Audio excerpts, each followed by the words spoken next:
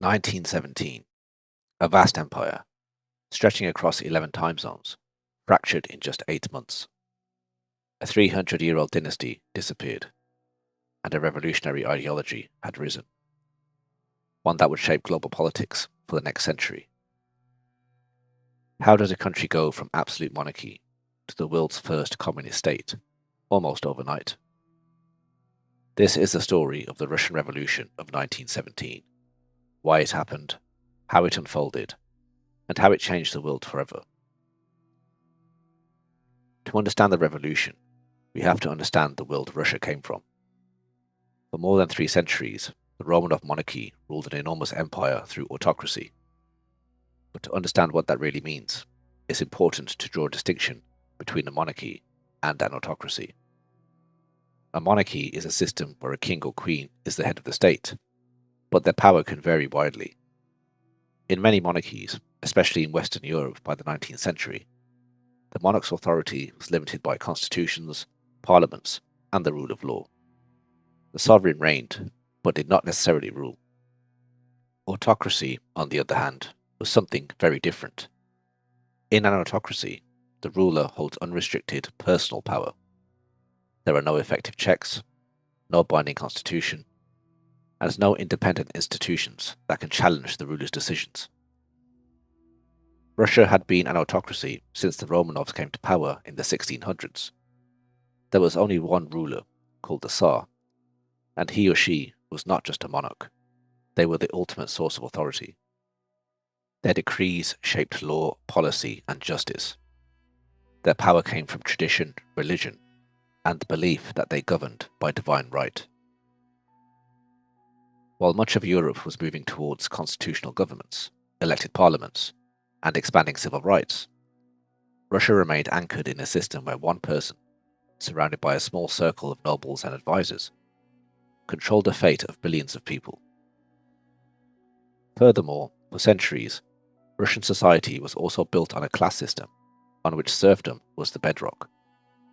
Serfdom was a system whereby peasants were legally tied to the land and to their landlords. Serfs were the backbone of Russia at the time. It was this rigid class system, dominated by absolute authority at the top and deep hardship at the bottom, that created the pressure and the possibility for a radical revolution to erupt.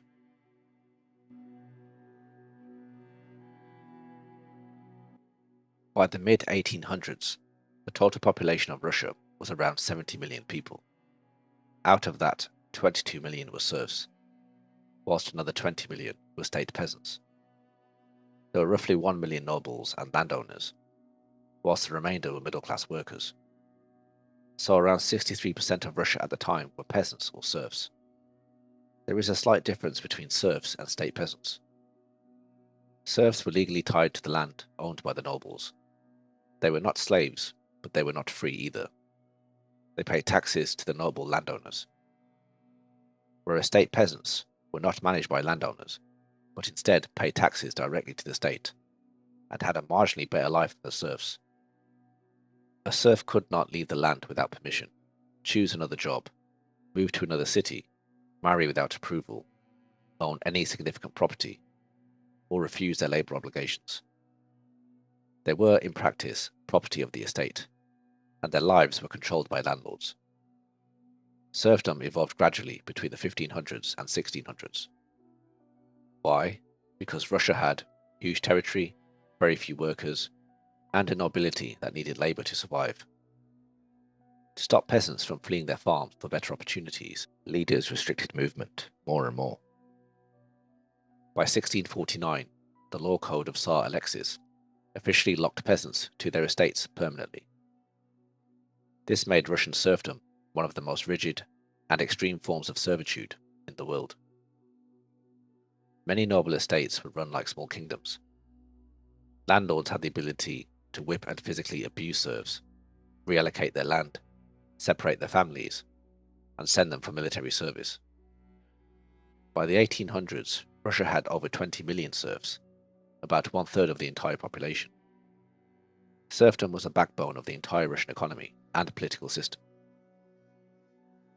Serfs supported the nobility, who owned the estates, the military, which drafted serfs, the state, which relied on serf taxes, and the autocracy, which relied on noble loyalty.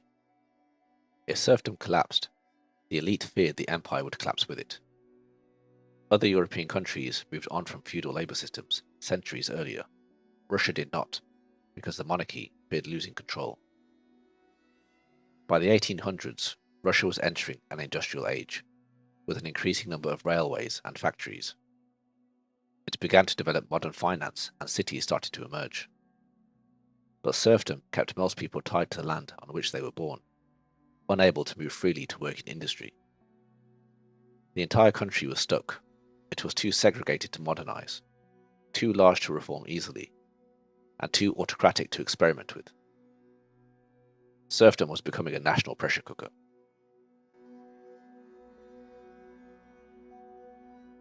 Russia's ruling dynasty, the Romanovs, came to power not through triumph, but through collapse.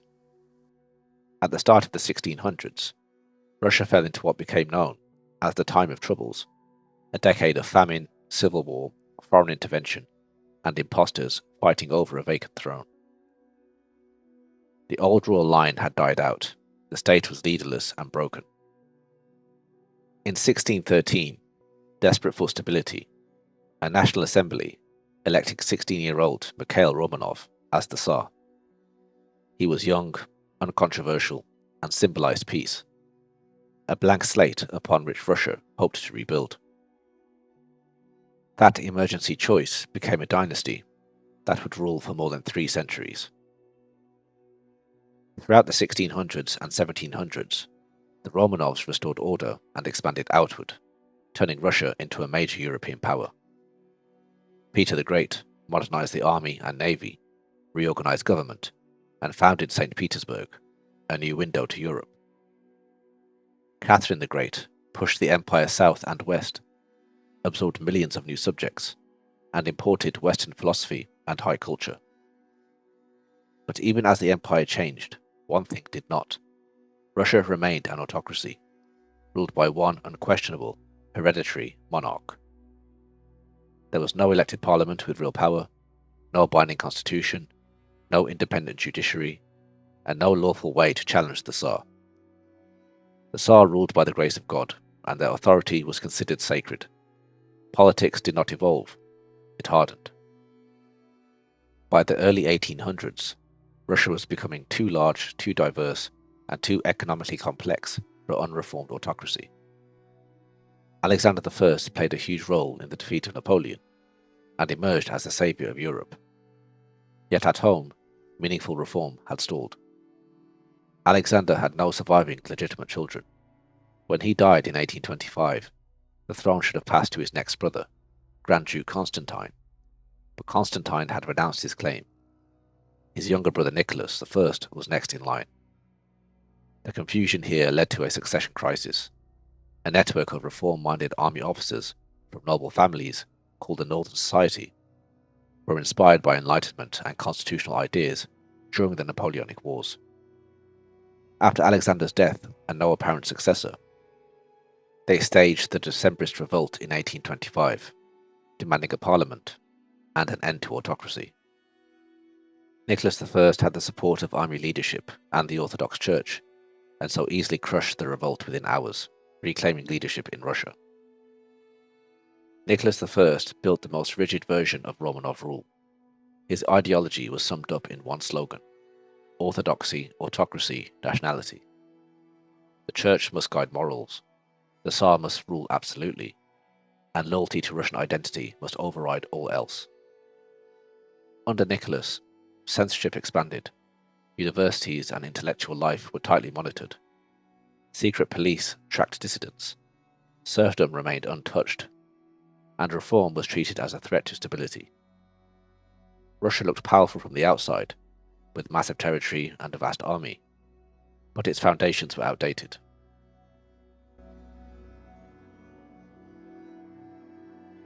By the mid-1800s, the once powerful Ottoman Empire was weakening, shaken by internal corruption, military defeats, and rising nationalist movements, especially among Greeks, Serbs, and Bulgarians. Russia saw opportunity. It viewed itself as the protector of Orthodox Christians living under Ottoman rule, and believed it had the historical destiny to dominate the Black Sea and the Balkans. The Tsar at the time, Nicholas I, was convinced Russia could reshape the region. The spark of the conflict came from an unlikely place, Jerusalem, Christianity's most sacred site. At this point, Western Europe had become mostly Roman Catholic. They were Christians who looked to the Pope in Rome as head of the Church, whereas Eastern Europe, including Russia, became Orthodox Christians, who had independent national churches, and in Russia's case, they supported their God-given leader, the Tsar. Catholic France began claiming rights over Christian holy sites, including Jerusalem, while Orthodox Russia insisted it should control them instead. Both pressured the Ottoman government, which ultimately sided with France. Nicholas I escalated the situation by sending Russian troops into modern-day Romania, which belonged to the Ottoman Empire at the time. In response, the Ottoman Empire declared war on Russia in October 1853. Russia won an early triumph, destroying the Ottoman fleet at Sinop. But this alarmed Britain and France, who feared a Russian victory would upset the balance of power in Europe. They joined the war not to save the Ottomans, but to stop Russia. The conflict soon centered on the Crimean Peninsula, home to Russia's main naval base, Sevastopol. British and French forces landed in 1854, beginning a long and brutal siege. Nicholas I did not live to see the outcome. He died of pneumonia in March 1855 at the age of 58, exhausted and demoralized by the war. His son, Alexander II, inherited the throne and the crisis. In September 1855, Sevastopol fell. Russia had even deliberately sunk its own Black Sea fleet to block the harbour, but the city's defences were eventually overwhelmed. Defeat was undeniable. The Treaty of Paris in 1856 forced Russia to accept demilitarized Black Sea, renounce its claims to protect the Orthodox Christians in the Ottoman Empire, and abandon ambitions of expansion into the Balkans. It was a national humiliation. The war exposed what many already feared. Russia was not a modern great power. It had outdated weapons, poor industry, inadequate railways, corrupt bureaucracy, and a largely illiterate population tied to serfdom. For Russian officials, including Alexander II, the message was clear. The empire would collapse unless it reformed, starting with the broken system of serfdom. After the humiliating defeat in the Crimean War, Tsar Alexander II feared the empire would collapse without reform. He told the nobles, "It is better to abolish serfdom from above than to wait for it to abolish itself from below." He knew an uprising was coming if he did not act now. On the 3rd of March 1861, Tsar Alexander II signed the Emancipation Manifesto, proclaiming the freedom of 22.5 million privately owned serfs, and paved the way for the emancipation of 20 million state peasants from 1866 onwards. This meant serfs had freedom of marriage, were able to own property in their own name, were able to engage in trade, were recognized as citizens, and gained mobility rights. However, after emancipation, serfs did not immediately become independent farmers. For years, sometimes decades, they remained tied to their old villages, obligated to pay rents or labour dues, and remained under landlord's supervision. They were only free on paper until financial arrangements were settled. Landlords kept ownership, and peasants were required to buy land over time. Landlords kept the best land for themselves. Peasants were given a 49-year mortgage at 6% interest paid annually to the state. The state then paid landlords compensation, and peasants repaid the state. This meant peasants were free according to law, but fell into debt, which created enormous resentment. Emancipation was supposed to stabilize Russia. Instead, it unleashed new problems. Peasants felt cheated. They were told they were free, but now faced poverty and debt. Nobles lost free labor, began to struggle financially, and became less politically stable as a class. It was a compromise that satisfied no one and set the stage for future unrest. After 1861, many educated liberals and young revolutionaries felt emancipation was incomplete. Peasants were still in debt and land hungry. Censorship, autocracy, and police repression remained. Political rights were never extended.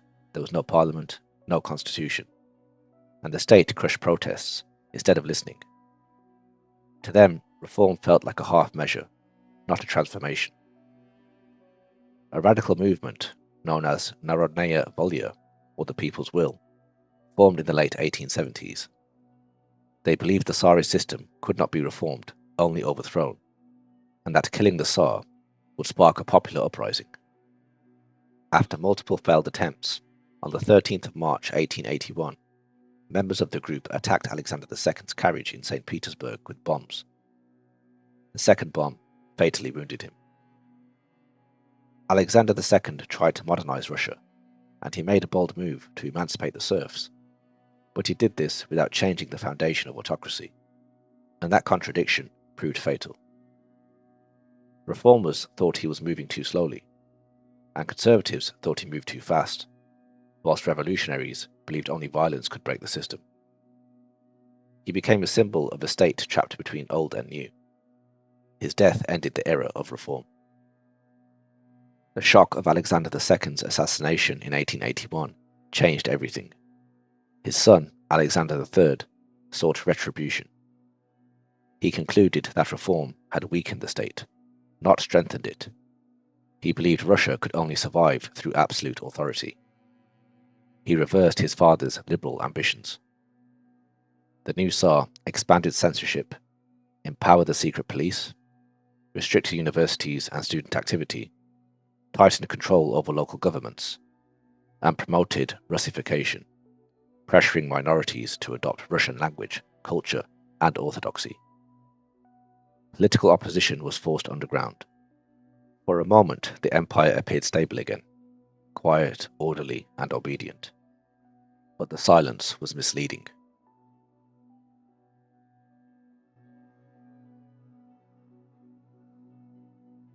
Emancipation did not calm Russia. It accelerated change. Freed peasants were now legally mobile, and millions left their village in search for work. By the 1880s and 1890s, Russia entered a rush to industrialize. New railways stitched the empire together, including the vast Trans-Siberian line. Foreign investment, especially French financing, poured into mines, steelworks, and textile factories. Cities like St. Petersburg, Moscow, Kiev, Riga, and the Donbass coal region exploded in size. For the first time in Russian history, a modern industrial workforce had emerged. But life in the cities was harsh. Workers endured 12 to 14-hour shifts, unsafe machinery, overcrowded slums, polluted air, and low, unreliable wages. There were no unions, no labour rights, and no political representation. Resentment began to organise. Meanwhile, the countryside did not improve. Land hunger worsened as peasant families grew. Debt from emancipation repayments continued. Periodic famines struck, most famously in 1891, where severe drought and poor harvests led to a countrywide famine affecting millions of people and resulted in 500,000 deaths. The state did very little to help and kept exporting grain to protect revenue, even though their own people were starving. The famine shattered faith in the autocracy and became fertile ground for revolutionary ideas. By the 1890s, Russia had two frustrated populations: peasants who felt cheated by emancipation, and urban workers radicalized by factory life. Instead of stabilizing society, industrialization created a new pressure point, a class capable of collective action. And where people gathered, ideas traveled: socialism, populism, Marxism, and constitutionalism. Underground pamphlets, student circles, and exiled intellectuals began questioning whether an absolute monarchy could survive a modern age. The Romanovs were building a stronger economy, but they were also building the social forces that would eventually challenge them. Then, in 1894, the anchor of the regime disappeared. Tsar Alexander III, stern, competent, autocratic, suddenly died at the age of 49 from kidney disease. His death left the throne to his eldest son, Nicholas II, a ruler the empire barely knew. Nicholas was just 26, polite, gentle, deeply religious, devoted to his family, but politically inexperienced. He believed autocracy was sacred, a God-given duty, and saw no need to reform a system already under strain. When advisors warned that Russia was changing and demanded constitutional limits, Nicholas replied, "I shall govern as my father governed." Russia was entering the 20th century. However, its new Tsar was determined to rule it like the 19th. And little did he know, he was to be the last Tsar of Russia.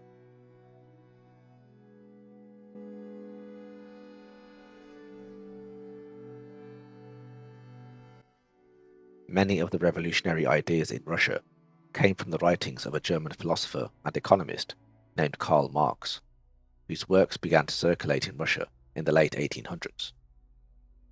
Born in 1818 in Germany, Marx was a journalist, scholar, and fierce critic of industrial capitalism. Living in London during the height of the Industrial Revolution, he witnessed extreme poverty, dangerous factories, child labour, and vast wealth concentrated in the hands of a few. He set out not just to describe society, but to explain how it worked and how it would change. With his collaborator, Friedrich Engels, he wrote works like the Communist Manifesto of 1848 and Das Kapital of 1867, arguing that economic systems shaped politics, culture, and human relationships. Karl Marx believed history was driven by a class struggle, a constant conflict between those who own wealth and property, known as the bourgeoisie, and those who work for them, known as the proletariat. He argued that capitalism would inevitably produce exploitation, inequality, alienation, and periodic crises. Eventually, industrial workers would rise up, overthrow the capitalist system, seize the means of production, and build a classless society. This wasn't presented as some kind of dream. Karl Marx claimed it was scientific, rooted in historical and economic analysis. Russia was still mostly rural, but its rapidly expanding industrial cities created exactly the kind of environment Marx had described: exhausted, angry factory labourers living in harsh conditions. Marxism offered something powerful, an explanation for inequality that blamed the system, not fate, a sense of historical inevitability that oppression would end, moral clarity, workers were not weak, they were the future, and a political framework for organisation and revolution. For many young Russians, students, factory workers, exiled intellectuals, it felt not just persuasive, but like a prophecy. Marxism rejected the monarchy, autocracy, aristocracy, private ownership of industry, and the idea that rulers had divine authority. It argued that autocracy was doomed, and that revolution wasn't just possible, but necessary. So the Tsarist government banned Marxist texts, shut down socialist groups, and arrested activists. But the ideas kept spreading anyway, secretly through pamphlets, smuggled books, and university debates. Karl Marx never visited Russia, but his ideas found their most explosive audience there, a society modernizing rapidly whilst refusing to reform politically.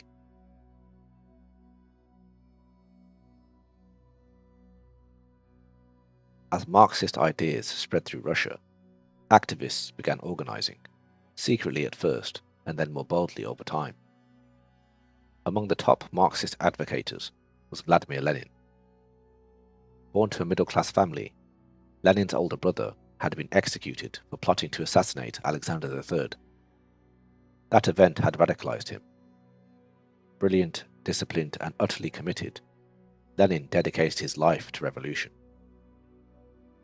In December 1895, influenced by Marxism, Lenin and other activists created the St. Petersburg Union of Struggle for the Liberation of the Working Class, one of Russia's first Marxist organizations.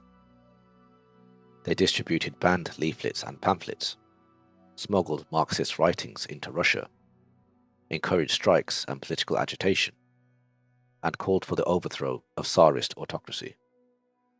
The Tsarist secret police, known as the Okhrana, infiltrated the group and arrested Lenin and dozens of his members. He spent a year in prison and was then sentenced to 3 years of exile in Siberia. But exile did not stop him. He studied, wrote, networked, and became more determined than ever. In 1898, several underground socialist groups united to form the Russian Social Democratic Labour Party, or the RSDLP. Their goal was simple but revolutionary: overthrow the Tsarist system and create a worker state. Lenin maintained influence from abroad, founding an underground Marxist newspaper called the Iskra. The party leaders looked up to him as the leading ideologist. Lenin believed Marxism needed to be adapted to Russian conditions. Russia's workers were too oppressed and scattered to spontaneously revolt. They needed guidance. Lenin argued for a small, centralized, highly devoted revolutionary party, one capable of seizing power when the moment came. This idea divided the movement. At the RSDLP's 1903 Congress in London, the party split into two factions. First were the Bolsheviks, and these were the majority, led by Lenin. They believed in a tightly controlled leadership. They supported immediate, organized revolution. They wanted a disciplined party of professional revolutionaries, and insisted a violent uprising was necessary. The Mensheviks, on the other hand, favored a broad democratic membership. They believed Russia needed gradual reform and mass participation, and they expected socialism to emerge naturally after capitalism had fully developed. Both groups were Marxist, but they envisioned different paths to revolution. But Lenin didn't just want to interpret history, he wanted to shape it. Another towering figure in Russia's revolutionary movement was Leon Trotsky, brilliant, charismatic, and fiercely independent. Born Lev Bronstein in Ukraine to a Jewish farming family, Trotsky became politically active as a teenager and was arrested in 1898 for revolutionary organizing. He was also exiled to Siberia, but escaped in 1902 using a forged passport with the name Trotsky, which he kept for life. Trotsky was an exceptional writer and orator. His speeches, newspaper articles, and pamphlets made him one of the most influential socialist voices in Russia and Europe. He initially rejected both Bolsheviks and Mensheviks. Trotsky believed the working class itself, not a tight party elite, should lead the revolution. This put him at odds with Lenin for years, even though the two men shared the same ultimate goal: the overthrow of Tsarism.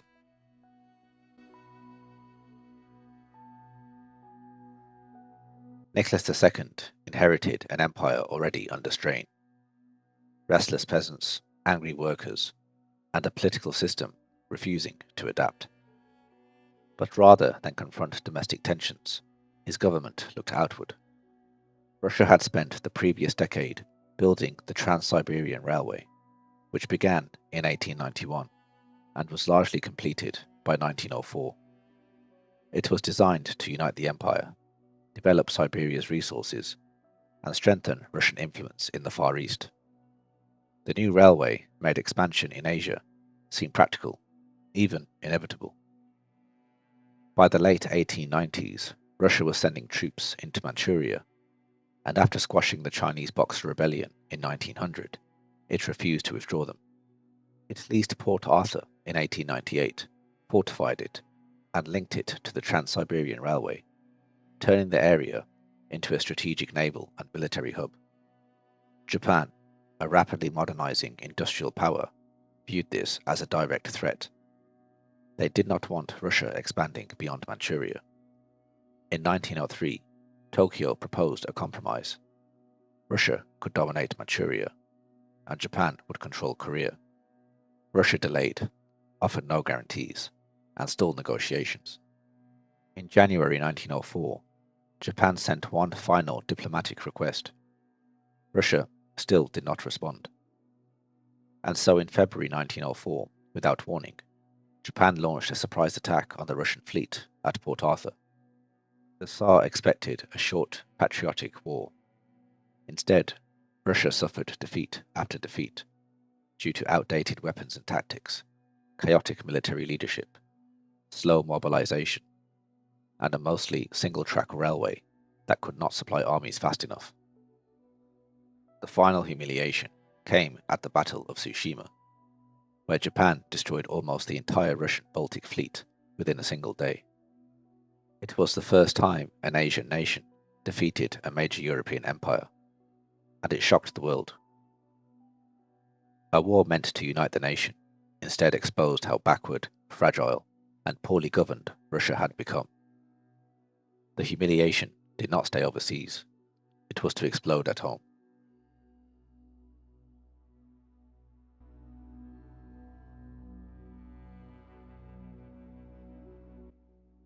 By 1905, life in Russia's industrial cities had become unbearable for many workers, who were faced with long shifts, often 12 to 14 hours, dangerous factories, child labour, overcrowded slums, unpredictable wages, and no unions, no rights, and no legal way to protest.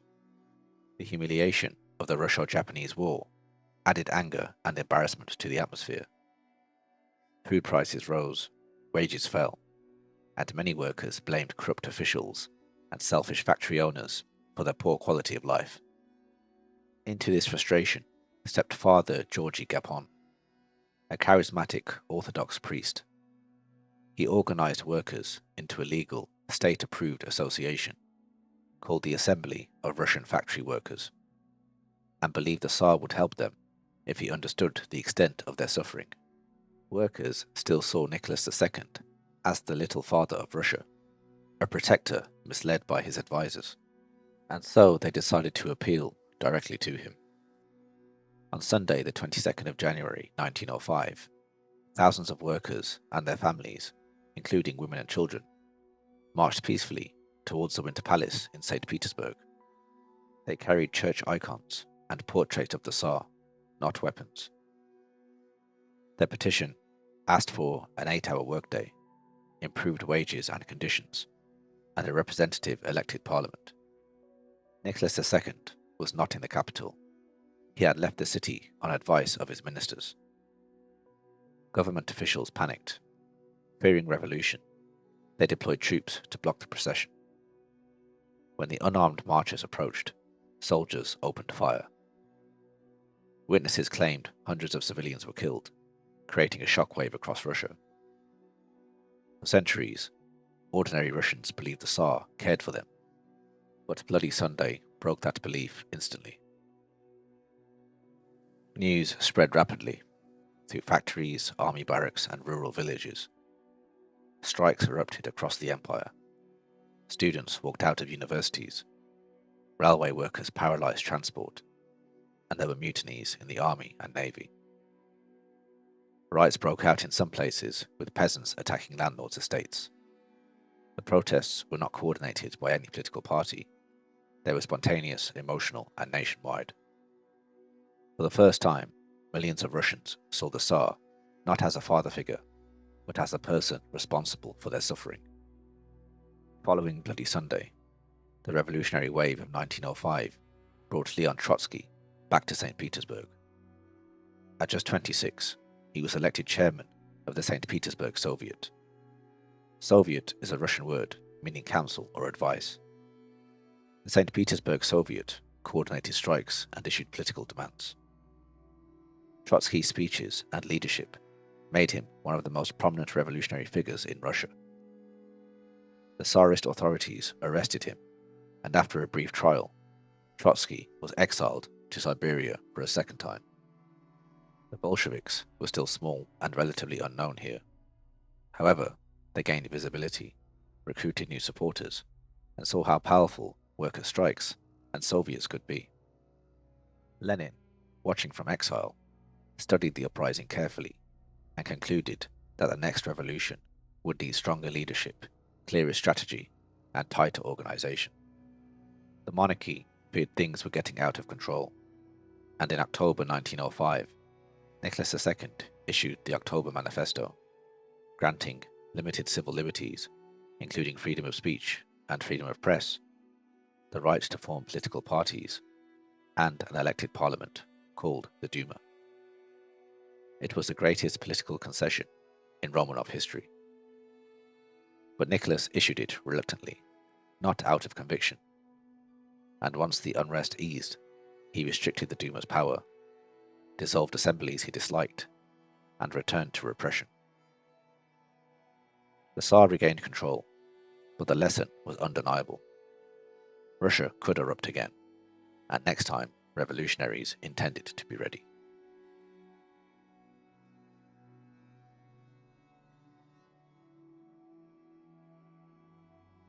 Russia's political system still revolved around one man, Nicholas II, and he trusted a tiny circle of advisors, mostly aristocrats and loyal conservatives.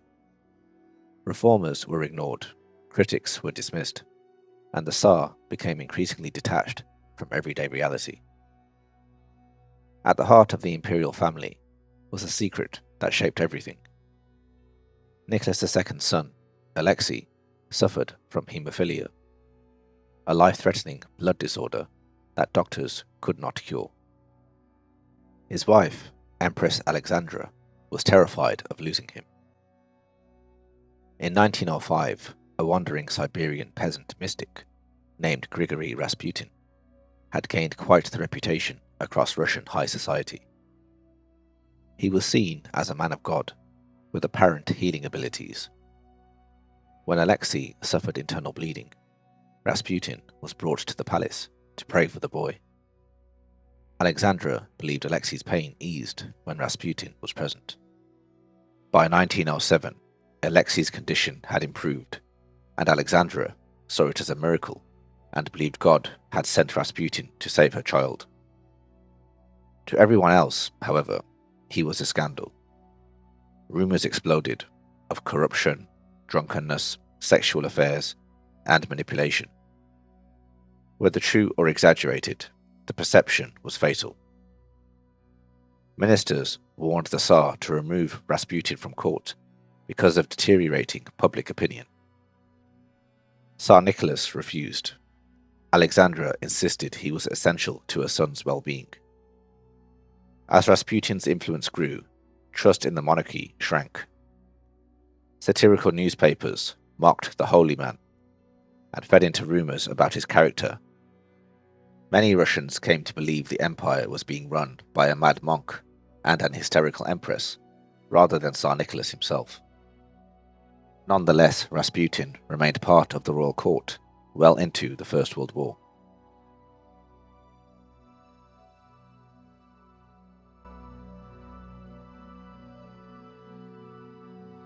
To stabilize the countryside following Russia's recent industrialization, Nicholas II appointed Peter Stolypin as Prime Minister in 1906. Stolypin believed Russia needed land reform, not revolution. He tried to break up peasant communes, create independent small farmers, modernize agriculture, and expand rural credit and migration to Siberia. These reforms showed early success. Grain output rose, and some peasants prospered. But Stolypin ruled with two hands, reformer on one and executioner on the other. Thousands of suspected revolutionaries were hanged, so many that gallows became known as Stolypin's necktie. Revolutionary groups, Bolsheviks, Mensheviks, socialist revolutionaries, were forced into exile, prison, or secrecy, but they did not disappear. They built networks in factories, published illegal newspapers, and waited for the next crisis. In 1911, Stolypin attended the Kiev Opera House, and during the intermission, he was shot twice, once in the arm and once in the chest. He died 4 days later. His reforms stalled, and with him died the last serious attempt to save the monarchy through peaceful change. On the surface, Russia looked stable. Factories expanded, railways were being built, cities modernized, and the middle class grew. But workers still faced low wages and harsh conditions. Peasants remained land-hungry, and political parties were plotting beneath the surface.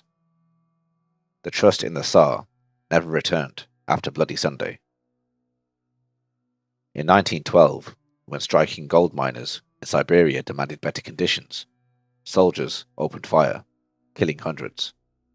The massacre reignited nationwide strikes and reminded people that the state would rather shoot workers than reform.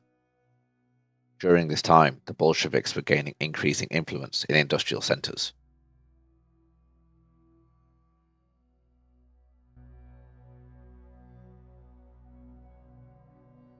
In August 1914, Russia entered World War I, with patriotic crowds cheering in the streets. Many believed the war would unite the nation, restore pride, and heal the wounds of the 1905 Bloody Sunday massacre. But Russia was not ready for modern warfare. The army suffered from outdated rifles, artillery, and tactics. Ammunition shortages so severe, soldiers had to share weapons. Poorly trained officers, confused command structures, and railways unable to supply the front.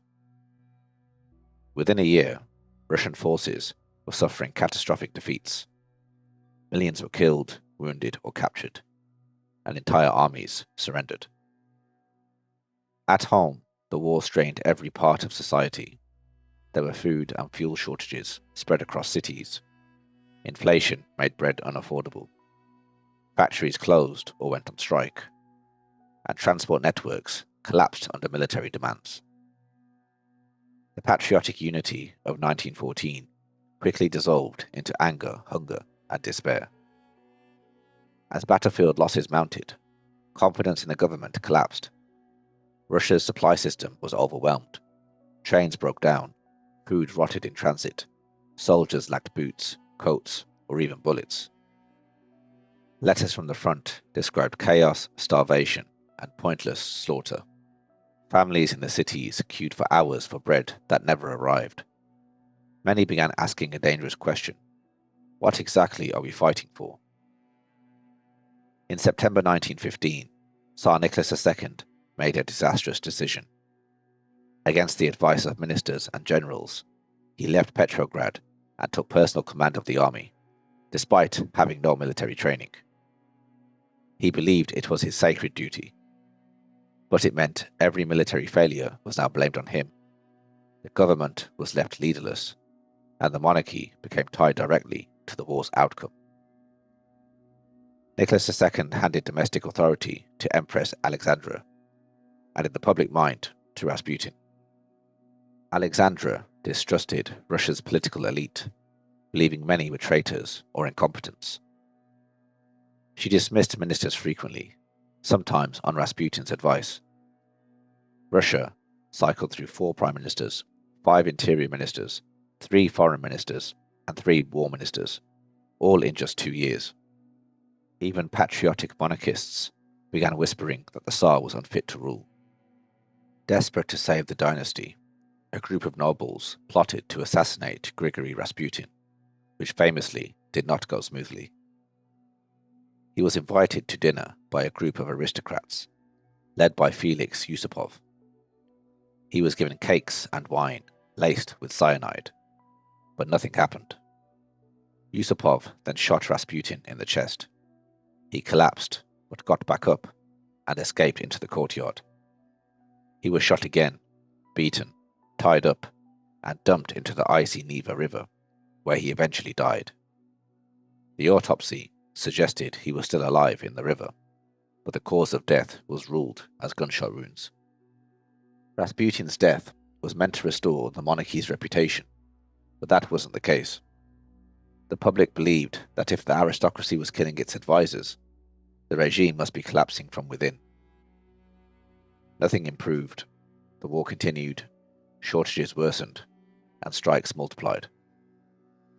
By early 1917, Russia was breaking apart. Soldiers were deserting in their hundreds of thousands. Peasants seized land without waiting for reform. Factories shut down due to lack of fuel and materials. Inflation made basic food unaffordable. And workers filled the streets, demanding bread and peace. Crucially, support for the monarchy evaporated among those who had once protected it: generals, landowners, businessmen, and even senior bureaucrats.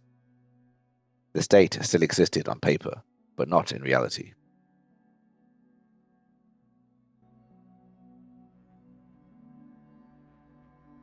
By early 1917, Petrograd, the imperial capital, was a city on the brink.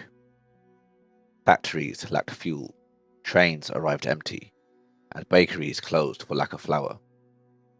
Long bread queues became daily rituals, filled with freezing, exhausted workers and mothers. On the 23rd of February 1917, thousands of women took to the street for International Women's Day, demanding bread, cheaper food, and an end to the war. Their demonstration inspired textile workers to strike, then metal workers, and then entire factories shut down. Within days, over 200,000 people were protesting. Chants shifted from bread to down with the Tsar. Nicholas II, still at military headquarters, dismissed the unrest as a nuisance. He ordered troops to open fire, just like they did in 1905. Some soldiers fired warning shots, but many refused and actually joined in with the crowds. When the elite Volinsky Regiment mutinied and killed their own commanding officers, the Petrograd garrison, which controlled nearly 150,000 soldiers, collapsed. With no army willing to defend him, the Tsar no longer had a government. Russia's capital was now controlled by its own citizens. By the 27th of February 1917, two rival powers had formed in Petrograd. First was the Provisional Government, which was created by Duma leaders, who were mostly liberals and moderates, promising elections and reform. And secondly was the Petrograd Soviet, a council of workers and soldiers' deputies representing factories, barracks, and the streets. This dual power arrangement reflected Russia's dilemma: legal authority on one side and real revolutionary energy on the other. The Bolsheviks were still a minority movement during this time. The Tsar, Nicholas II, tried to return to Petrograd, but railway workers blocked his train. Isolated and without support from his generals, ministers, or even his family, he realized the dynasty could no longer survive. On the 2nd of March 1917, Nicholas II signed an abdication document, ending more than 300 years of Romanov rule. For the first time in modern Russian history, there was no Tsar. The Provisional Government planned to exile Nicholas II and his family, but no country would take them in. So they remained in Russia under house arrest.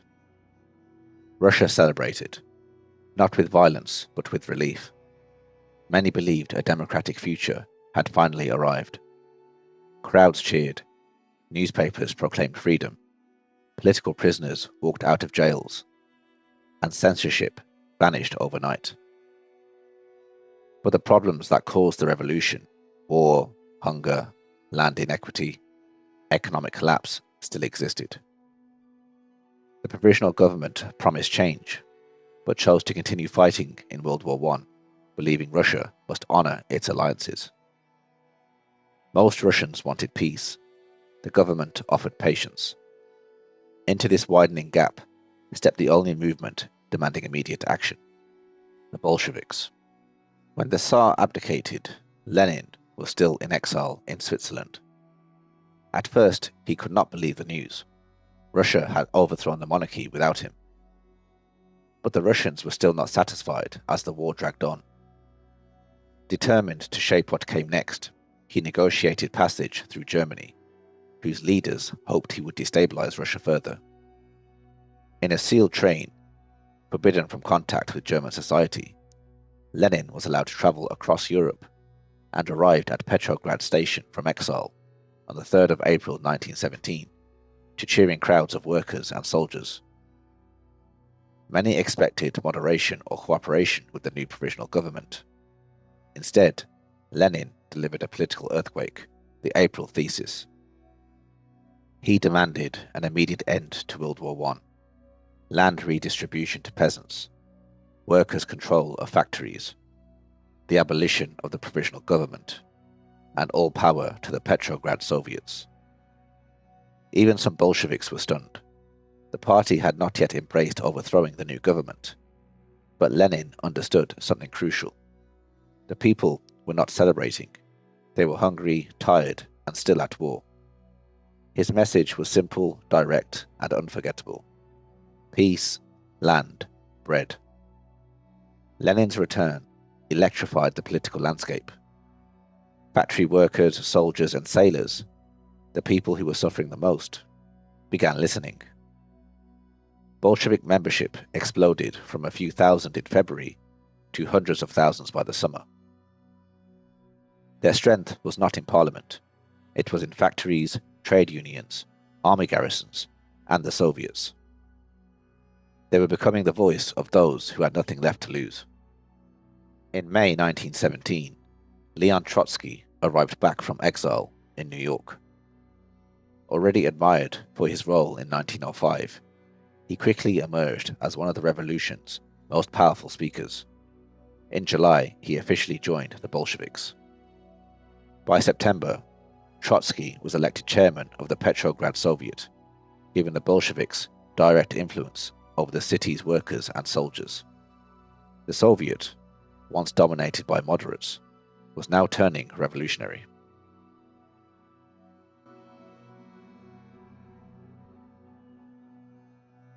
In early July 1917, frustration boiled over. Workers and soldiers in Petrograd poured into the streets, demanding the Soviets seize power. The uprising was spontaneous, not ordered by Lenin, and it frightened the provisional government. Troops loyal to the government suppressed the demonstrations. Bolshevik leaders were blamed. Lenin went into hiding, disguising by shaving his beard.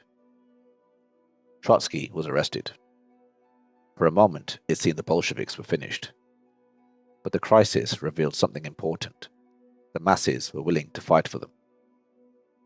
Lavr Kornilov was a respected right-wing career officer in the Imperial Russian Army. He had served in Central Asia, escaped captivity during World War I, and earned a reputation for toughness, discipline, and patriotism. In July 1917, Prime Minister Alexander Kerensky appointed him Commander-in-Chief of the Russian Army, hoping he could restore military order. Conservative groups such as army officers, landowners, capitalists, and right-wing politicians supported Kornilov, but he did not have support of the masses. Kornilov concluded the provisional government was too weak to save Russia. He believed only a strong authoritarian government, backed by the army, could restore order, win the war, and prevent a Bolshevik takeover. In August, General Lavr Kornilov turned on the government and attempted a military coup, aiming to restore order and crush socialism.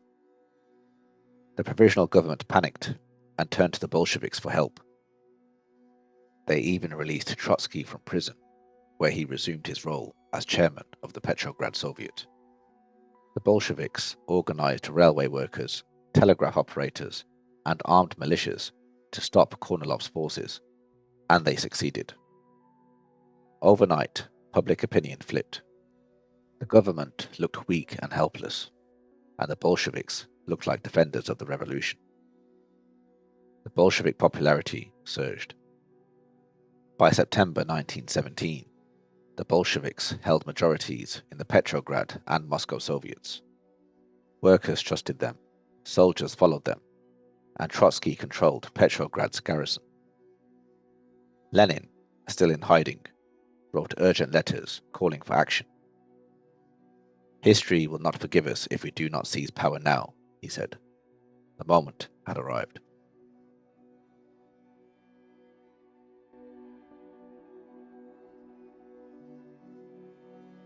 By autumn 1917, Russia had reached breaking point. The war raged on, food remained scarce, wages collapsed, and faith in the provisional government evaporated. Most importantly, the Bolsheviks now controlled the Petrograd Soviet, the only institution that workers and soldiers trusted. Lenin believed history had delivered the perfect moment. In late October, he secretly returned to Petrograd and demanded an armed uprising against the government. Some Bolshevik leaders hesitated, fearing civil war. Trotsky agreed with Lenin, but had a more covert plan to take power. As chairman of the Petrograd Soviet, Trotsky commanded the city's garrison.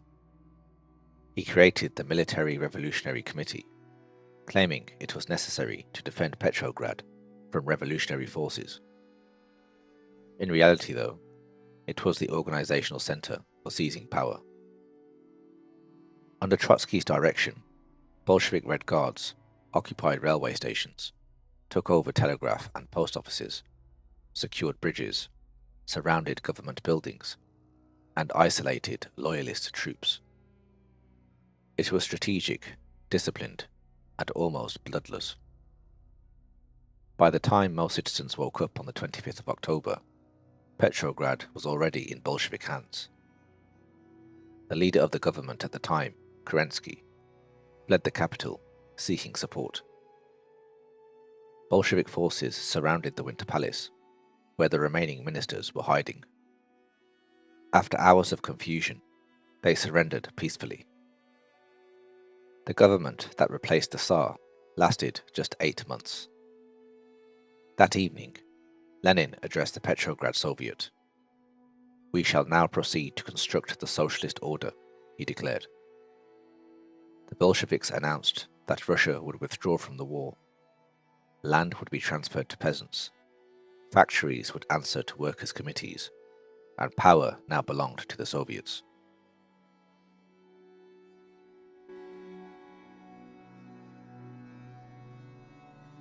In December 1917, the Bolsheviks opened peace talks with Germany in the Polish city of Brest-Litovsk. But Russia had no bargaining power. Germany's armies were still advancing. The terms were brutal. In March 1918, Russia signed the treaty. They surrendered Ukraine, Finland, the Baltic states, including Latvia, Lithuania, Estonia, parts of Belarus, and the territory in the Caucasus. Germany also gained access to vast resources: coal, grain, iron, and industry. In total, Russia lost 1/3 of its population, half of its factories, 1/3 of its farmland, and most of its coal and oil reserves. Even many Bolsheviks were horrified. Trotsky tried to delay the deal, coining the phrase "neither peace nor war." But when Germany resumed its offensive, Lenin insisted they sign, or risk losing the revolution entirely. Lenin's argument was simple: survival now, recovery later. Ironically, the treaty did not last long. When Germany lost World War I later in 1918, the Treaty of Brest-Litovsk was cancelled. The territories were thrown into chaos, fought over by Red Armies, White Armies, nationalists, peasants, foreign powers, and warlords. Russia was no longer fighting Germany. It was now fighting itself.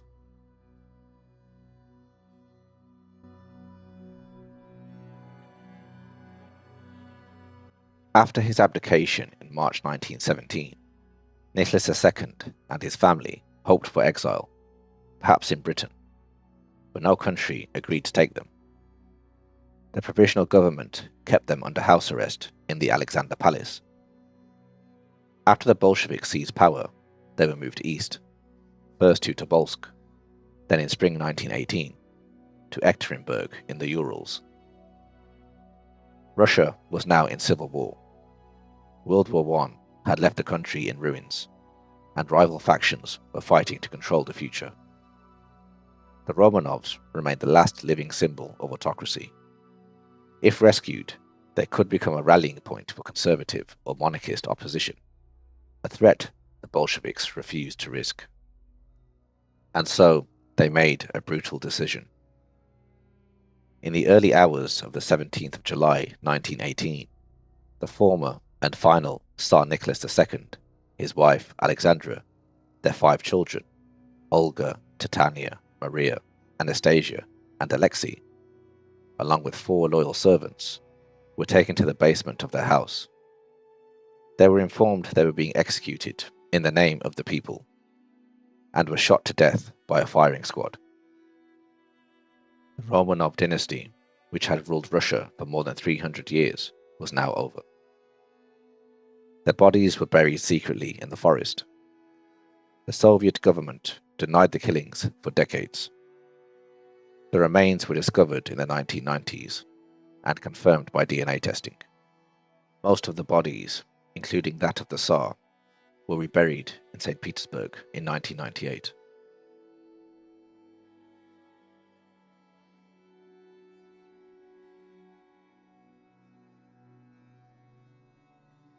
For more than 3 centuries, the Romanov dynasty ruled Russia through autocracy, a system built on obedience, tradition, and the belief that power flowed from God to the Tsar.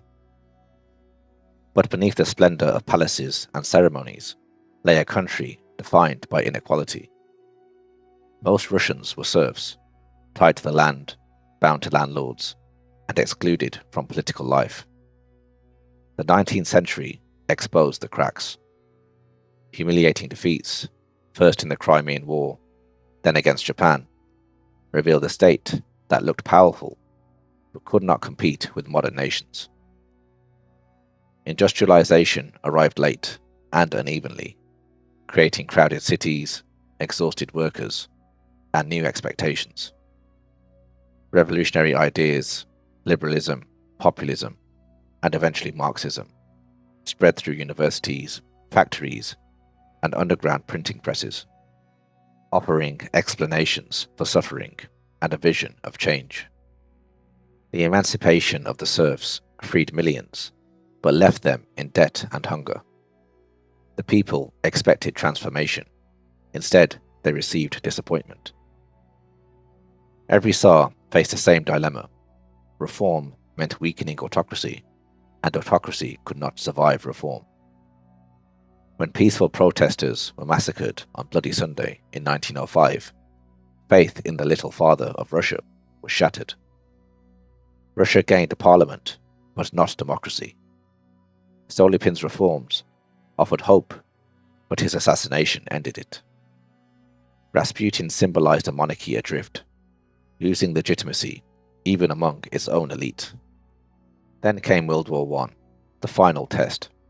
The empire could not feed, arm, or lead its people. Soldiers deserted, factories stalled, and the government collapsed under the weight of its own promises. In February 1917, the Russian people, not generals, nobles, or ministers, removed the Tsar. For the first time in Russian history, the autocracy was gone. But freedom arrived without stability. War continued, hunger deepened, and political authority fractured. Into that vacuum stepped the Bolsheviks, armed with a simple message that captured a nation's desperation: peace, land, bread. In October 1917, Lenin and Trotsky seized power in the name of the Soviets, ending centuries of monarchy and ushering in the world's first socialist state. The Russian Revolution was not inevitable. It was the result of decades of pressure, disappointment, sacrifice, and hope. It began with the serfs demanding dignity and ended with workers demanding power. It reshaped Russia, and it reshaped the world.